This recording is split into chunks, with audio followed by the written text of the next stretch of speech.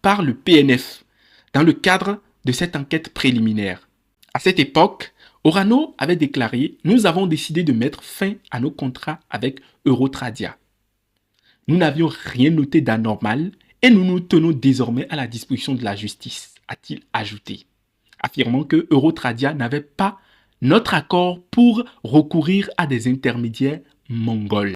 Et quand on observe ces trois différentes affaires dans lesquelles Orano a été impliqué, on se rend compte que ce qui se passe au Niger actuellement n'est que la résultante de certaines actions d'Orano dans le pays.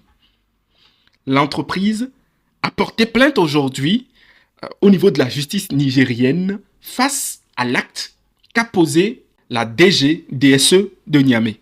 De la même manière, elle a intenté en justice un arbitrage dans le cadre de la reprise de ses activités au Niger par l'État nigérien. Il nous ressort de notre analyse, visiblement, et je vous le laisse déduire vous-même, que ce qui se passe avec Orano a beaucoup à voir avec les règles de l'art lorsque l'on se doute des activités d'une société.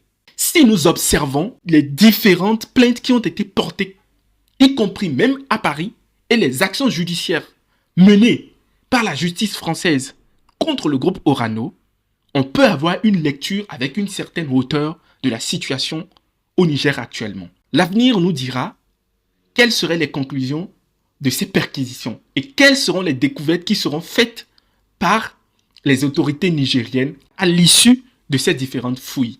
Du reste, on se pose la question de savoir est-ce qu'il est bien ou mauvais d'arrêter des directeurs généraux. Le Mali l'a fait avec Barrick Gold, le Niger le fait aujourd'hui avec Orano et peut-être que plusieurs autres directeurs seront arrêtés. Mais une chose est certaine, ça met la puce à l'oreille sur la nécessité d'avoir une gestion plutôt transparente des ressources naturelles en Afrique. Pendant longtemps, ce genre de choses ne se faisait pas. Et donc, c'est de nouvelles donnes qui sont en train d'être plantées. Dites-moi dans les commentaires ce que vous pensez par rapport à cet état de choses. Je vous remercie pour avoir suivi ce numéro et n'hésitez pas, encore une fois, à partager vos réflexions avec nous dans les commentaires. C'est avec plaisir que nous vous lisons et que nous débattons avec vous de ces différents sujets. D'ici là, portez-vous bien et retrouvons-nous très vite dans un prochain numéro de géopolitique et de géostratégie des mines et de l'industrie en Afrique.